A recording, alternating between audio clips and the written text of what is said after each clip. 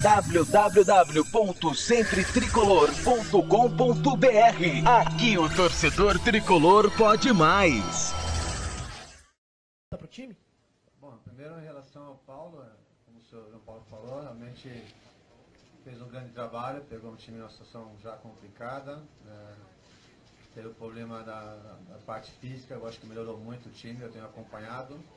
Claro que futebol a gente tem que ter resultado, né? E é assim, desse jeito, né?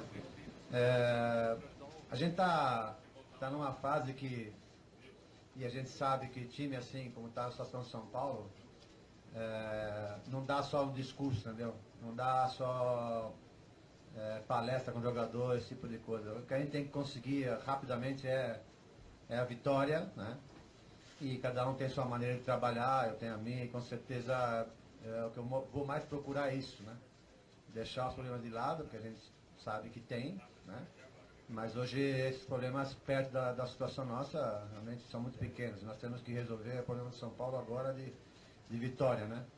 Em relação ao Lúcio, estou chegando agora também, eu fui apresentado hoje ao clube, estou ainda vendo os problemas que tem o time ainda, estou conversando muito com o Milton, com as pessoas, e mais na frente a gente vai resolver. Vou aproveitar para perguntar para o técnico Muricy Ramalho. Boa tarde, Muricy. Boa tarde. Muricy, qual é a avaliação que você faz desse momento em que o São Paulo passa e o que dá para projetar já a curto prazo, já que o torcedor deposita em você uma grande esperança? Bom, como o senhor João Paulo falou, é um momento que a gente nunca viu São Paulo passar, né? A gente não tem experiência nisso, a verdade é essa. São Paulo não tem essa experiência de estar nessa situação, porque nunca teve nessa situação. Então, volto a repetir, né? Eu acho que é menos discurso e realmente muito trabalho que a única coisa que melhora a situação não é aqui na conversa, no discurso, que aqui é fácil, no microfone é fácil, mas é o resultado. Não tem outra saída, é buscar o resultado e aí fala como? É a maneira de trabalhar, fazer o jogador entender isso, que não existe ninguém mais importante que o clube aqui, isso é importante demais, a gente tem que passar esse discurso aos jogadores, todo mundo tem que abrir mão de alguma coisa, porque hoje o clube passa nessa situação que nunca passou e a gente tem que tirar de qualquer maneira. Muricy, o teu esquema de jogo vai ser o 3-5-2, lembrando os bons momentos que você teve à frente do São Paulo. E uma outra questão curiosa até, essa mesma diretoria que te dispensou em 2009 está te recontratando para que você tire o time de uma zona inédita de rebaixamento.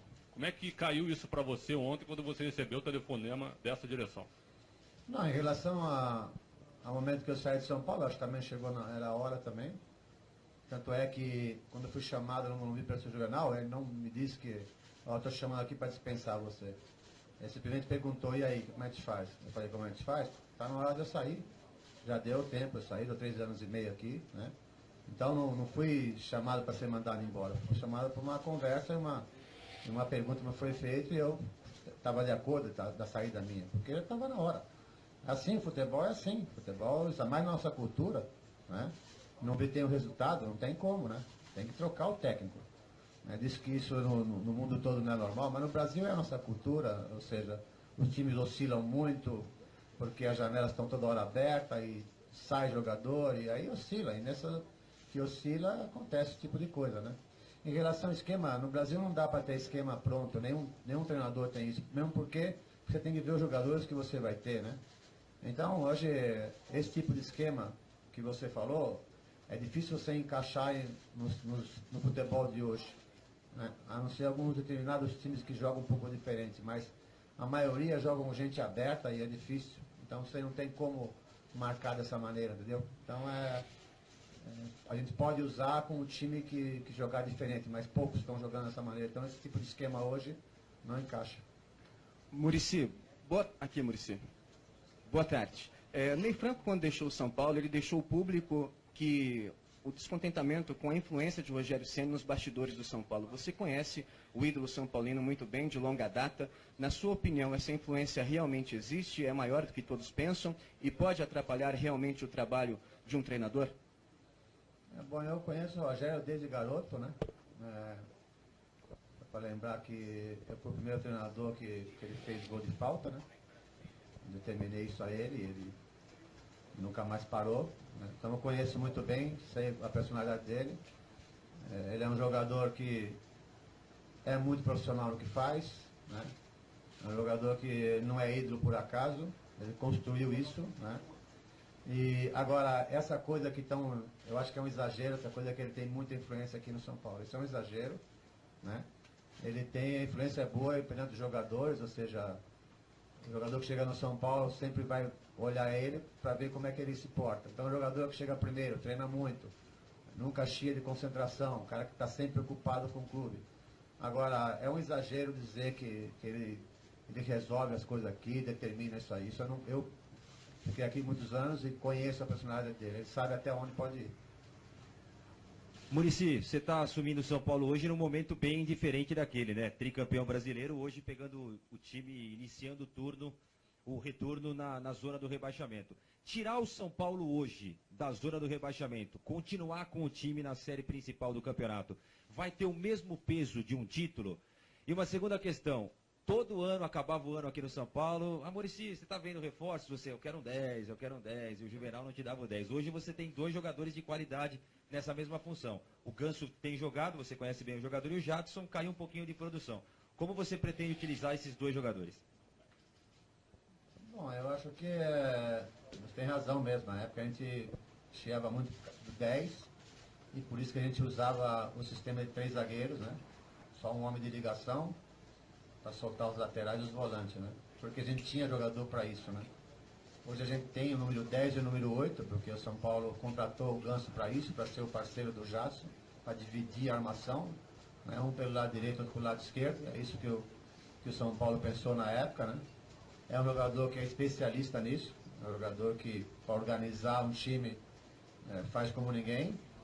Claro que algumas coisas ele tem que entender e tem que melhorar, porque isso, não estou falando aqui do São Paulo, eu falava isso para ele no Santos, que é um jogador que o número 10 hoje tem que entrar na área, porque você não consegue furar um bloqueio se você não vir por trás. Então é difícil ele entender isso, porque ele acha que dar um passe é melhor que um gol. Na verdade é essa, que eu conheço ele muito bem, mas com certeza é um jogador que é importante demais, um jogador que não pode não ter esquecido de jogar futebol, né? Então é um jogador importante e a gente vai utilizar muito esse jogador. Deixar o São Paulo na primeira divisão tem o peso de título? Eu quando cheguei no São Paulo, também o São Paulo era campeão mundial, né? A verdade é essa, porque eu vinha vendo tudo. E eu, quando cheguei, disse a eles, eu estou com fome, eu preciso ganhar. E foi difícil, foi muito difícil, porque você convencer um grupo que é campeão de tudo é muito complicado. Mas com o tempo a gente foi convencendo e aí foi campeão, foi até tricampeão brasileiro. E claro, chegar nessa situação é complicado, a gente sabe, né? É muito difícil a situação nossa. Agora... Eu espero que você continue com fome. Claro, estou com muita fome. E é difícil você falar não, né, numa situação dessa, né? Você falar, como eu lá atrás, que eles quiseram me contratar e me contrataram quando o São Paulo vinha do Campeonato Mundial, foi fácil, né? Falar assim. Agora, nessa situação é complicada, não dá para você falar não para um clube que me abriu as portas, um clube que me criou. Vocês não sabem, em todo lugar que eu vou, a torcida de São Paulo, todos esses anos, é um pedido só. Você tem que voltar para o clube, aquela loucura. Então, estou voltando um momento difícil, mas eu acho que a gente vai sair dessa. Muricy, na sua última passagem você dizia que a sua conversa com o Juvenal durava pouco e ele sempre ganhava no final das contas. A gente já ficou sabendo que o seu contrato não tem tempo de contrato, não há multa rescisória. Verdade. E uma segunda questão, da última vez em que o São Paulo precisou de um treinador, você estava no mercado e o São Paulo optou pelo técnico Paulo Autuori, mas mesmo assim a arquibancada pediu o seu nome. Como é que você conseguiu administrar tudo isso internamente para hoje estar dizendo sim ao São Paulo novamente, para pegar o time nessa situação tão difícil? É simples, eu não sou o tipo de pessoa que tem mágoa de nada das coisas, né? Às vezes, é claro, me irrito com um ou outro, às vezes posso discutir, mas não tem mágoa, né? Então não tem essa, porque na época eu não fui escolhido, ia ficar dodó, ia ficar triste, e de repente agora é a minha vez de falar não. Isso para mim não existe. Isso não existe. Naquele momento, né, se houve a conversa, se houve o bom senso que era o Paulo, né, e um grande treinador, campeão do mundo, campeão da Libertadores, que é mais currículo que esse, né, então não fiquei aborrecido de jeito nenhum. Não tem esse papo, entendeu? Ainda várias vezes, depois de Paulo estava aqui, conversei algumas vezes com o Conselho Juvenal, porque sou amigo dele, né, mas nunca com nenhum tipo de mágoa. Isso acontece. Naquele momento não era eu o cara, eu acho assim a vida. Eu não reclamo também quando me mandam embora também, porque eu acho que não é para me ficar no lugar. Eu levo muito light a minha vida. Parece que as pessoas acham que eu sou esse cara marrudo, bravo, nada disso. Então não tem nenhum tipo de mágoa, nada. Senão eu poderia chegar agora simplesmente e falar, não vou, cara. Tem isso. Então eu me dou bem com as pessoas. As pessoas pensam que não. É claro que eu não fico, porque eu sou treinador de futebol, eu não posso ficar toda hora em contato. Aqui no São Paulo, aqui no CT, tenho muitos amigos. Mas eu não posso ficar toda hora em contato, porque eu sou treinador, cara. É um negócio chato, entendeu? Mas a amizade e a camaradagem, às vezes até um telefonema para perguntar de esse jogador, aquele jogador, sempre acontecia. Né? Então não existe mágoa. Né? Eu acho que naquele momento era o Paulo e desenvolveu um trabalho duro, porque houve muitas coisas, muitos jogos, esse tipo de coisa, a condição física não era, né, ideal, a gente sabe. Então ele deu sua contribuição. Muricy, tudo bem? Você falou no início da coletiva de que o momento era de falar menos e trabalhar mais, né? Mas quando um clube vive uma situação como essa, né, como o São Paulo está vivendo, às vezes a falta de confiança deve ser uma das coisas que acontece para o grupo. A conversa ele pode ser um dos principais ingredientes para que você possa resgatar, talvez, a autoestima do São Paulo para poder conseguir sair dessa situação no Campeonato Brasileiro em um turno? A conversa ela é importante. Agora, eu ainda não conversei com o Paulo, com certeza, né? Posso até conversar, mas com certeza ele deve ter conversado muito, porque ele não teve muito tempo, aquelas coisas de treinamento, não sei o quê. Então, eu acho que esse trabalho ele fez com os jogadores, né? E é claro que eu vou conversar com os jogadores e tudo, mas eu acho que muita conversa também, muita reunião, às vezes também não funciona. Né? Eu acho que o jogador de futebol, no que parece, ele gosta de ser cobrado. E a gente tem que ser cobrado, cara. Porque a gente está aqui, a gente é pago para isso, a gente está num grande clube que dá toda essa estrutura, a gente tem que ser cobrado. Então esse negócio, o cara é amigo, parceiro tudo bem, mas amigo não tem. É cobrança, é profissional. Nós temos que ganhar, cara, nós estamos aqui para isso, entendeu? Então os jogadores têm que entender alguma coisa. E eu vou ter que ser o cara que cobra. Não tem jeito, eu acho isso no futebol. E não tem negócio de maldade, nada, é uma cobrança porque é profissional que a gente tem que fazer, entendeu? Então, é o que eu vou fazer, cara, é uma conversa, tudo bem, mas é uma conversa com uma certa cobrança, porque a gente não está nesse momento de só de estar conversando, só de estar fazendo reunião e dizer que está tudo bem, que não é uma maravilha, que não está tudo bem não, cara. A gente precisa ganhar jogo, meu. E às vezes jogo você tem que cobrar um pouco mais, e cada um tem que dar um pouco mais. Eu acho assim futebol. Muricy, tudo bem? Imagino que nesse teu período de descanso você deva ter assistido muitos jogos do São Paulo e deve ter acompanhado também o drama do Rogério Ceni, que perdeu 3 pênaltis. Te pergunto, você agora, técnico de São Paulo, o Rogério é teu cobrador oficial de pênaltis?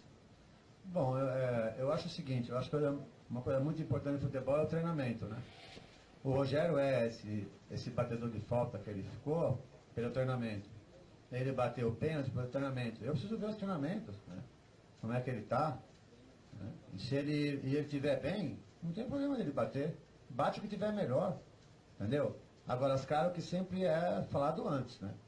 Não tem esse negócio de vamos lá, né? No futebol hoje não tem vamos lá. Sai um escanteio, vamos lá, não sei quem bate. Não existe isso aí. Isso aí é treinado, até barreira é treinada hoje. Então, eu preciso saber. Eu estou vendo o São Paulo jogar, vi esse fim de semana. Estou vendo ele batendo os pênaltis, perdendo. Agora eu preciso conversar com o jogador, preciso ver como é que ele está nos treinamentos, como é que ele se sente. Né? Agora, ele é um cara que põe a cara também, cara. Ele é um cara que põe a cara, um cara que não se esconde. Né? Cara que no futebol, né?